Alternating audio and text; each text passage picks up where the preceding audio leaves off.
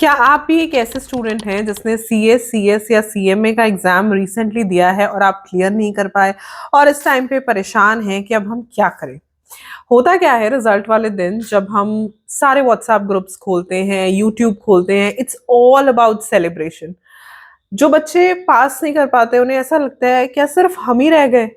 अगर कोई कहता है कि पेपर इजी आया था तो भी बुरा लगता है, इजी आया फिर भी क्लियर नहीं कर पाए। अगर कोई बोलता है कि पेपर डिफिकल्ट आया था तो ऐसा लगता है यार पास होने वाले तो हो गए। तो बहुत सारी मिक्स्ड फीलिंग्स रहती हैं। आज का सेशन आप सबके लिए। आज हम डिस्कस करेंगे कमबैक स्ट्रैटेजी बहुत ही रियलिस्टिक वे में। वीडियो को एंड तक देखना। मैं बहुत ही आराम से और प्यार से आपको समझाऊंगी और अच्छे से समझना, तभी आप इससे मोस्ट बेनिफिट उठा सकते हो। Hello friends, I am CS Jaspreet Dhanjal. I am a company secretary, a CA finalist. At this point, I host my own CMSL classes and a live writing practice batch as well and personalized sessions. तो वो सारे बच्चे जो clear नहीं कर पाए उनके लिए कम बैक सेशन मतलब क्या होता है, right? And I will not talk about unrealistic things and all. Let's start from basics. तो सबसे पहली चीज होती है अपनी इमोशन को एक्नॉलेज करना, जिसे मैं सिंपल टर्म्स में कहती हूँ एक्सेप्ट करना। बहुत सारे बच्चे एक्सेप्ट ही नहीं कर पाते कि हम फेल हो गए, हम कैसे फेल हो गए। I completely understand this. Specially अगर आप एक ब्राइट स्टूडेंट हो, आपके लिए तो ये चीज डाइजेस्ट करना और भी मुश्किल हो जाएगा। तो आई वुड सजेस्ट यू कि सबसे पहले acknowledge the emotion, accept the failure कि हाँ हम फेल हो गए, right? And there is nothing bad in failing, it's okay, at least you tried. अगली बार हम पास भी हो जाएंगे। तो पहली बात होती है अपने इमोशन को एक्नॉलेज करना।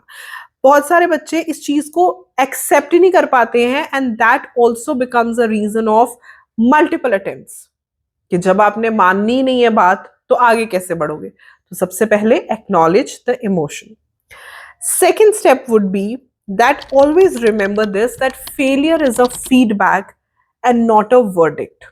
एक तरीके से आपको एक रियलिटी चेक मिल गया कि भाई हमारे में कुछ कुछ कमियां हैं। वो कमियां किसी भी तरीके की हो सकती है, मैंने डायरी में नोट डाउन किया है, जैसे कि which subject were weak, which preparation method didn't work या वेयर मैनेजमेंट फेल्ड। सो ये सारी चीजें जो हैं ये एक तरीके से आपको रिजल्ट के थ्रू ही पता चलती है, क्योंकि रिजल्ट आने तक जब तक बच्चा पेपर अटेम्प्ट नहीं करता उसे लगता है कि मुझे तो सब कुछ आता है, टीचर ने सब कुछ पढ़ा दिया, मैंने सब कुछ रिवाइज कर लिया। लेकिन पेपर एक रियलिटी चेक होता है और अगर क्लियर ना हो तो सबसे पहले हमें ये फाइंड आउट करना चाहिए कि हमारी गलती कहाँ है।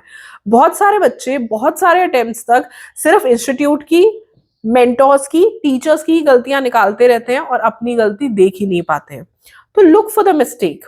कौन से सब्जेक्ट में हम कमजोर पड़ गए, कहाँ हमारी प्रेपरेशन रह गई, कहाँ हम टाइम नहीं मैनेज कर पाए, ये सारी चीजें। ये एक तरीके से आपके हार्डवर्क का फीडबैक है कि कहीं कोई कमी रह गई है जिस पे काम करना जरूरी है। The third step and very very important is stop comparing your journey.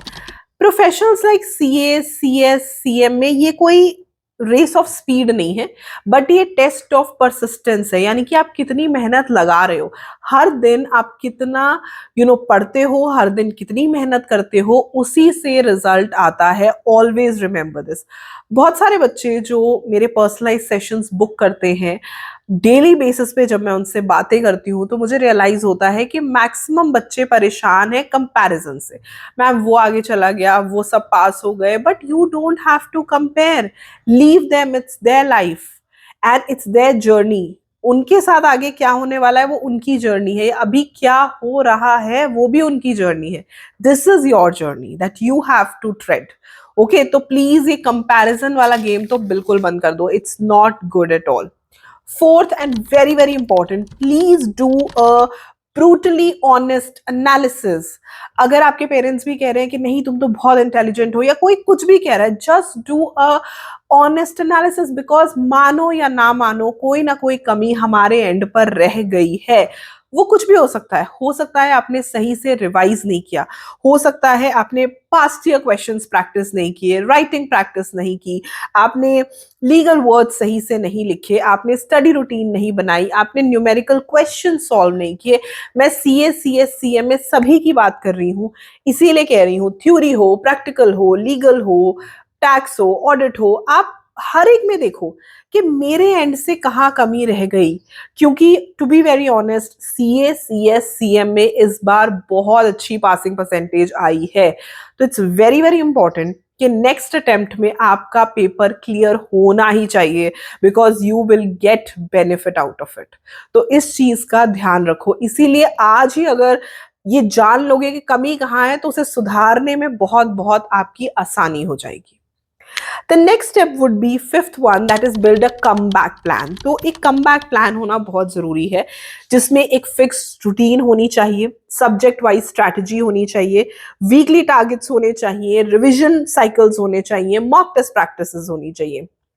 ये सारी चीजें आपके पास होनी चाहिए। Right it down. अगर आप अभी ये वीडियो देख रहे हो तो ये सारी चीजें आप लिख लो। और इसमें कोई भी गाइडेंस चाहिए तो feel free to book my personalise session, उसका लिंक आपको नीचे डिस्क्रिप्शन बॉक्स में मिल जाएगा।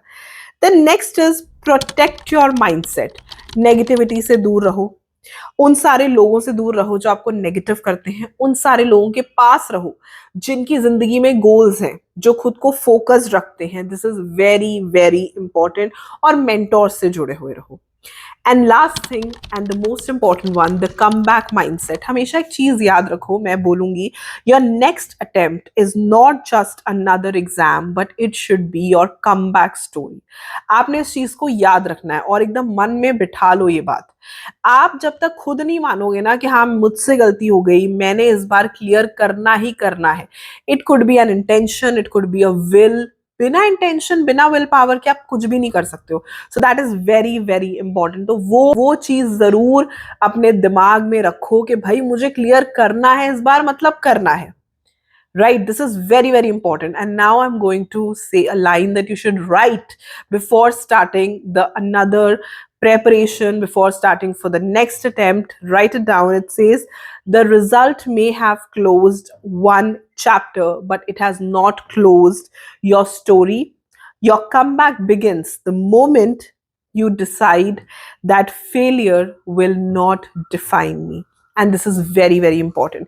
ये छोटी बात नहीं होती, फेल होना छोटी बात नहीं होती। All the people who have failed know this. इसीलिए अगली कमबैक स्टोरी के लिए रेडी रहो और चैनल को सब्सक्राइब कर लो। I hope you felt motivated. All the best, see you in the next video. Bye bye.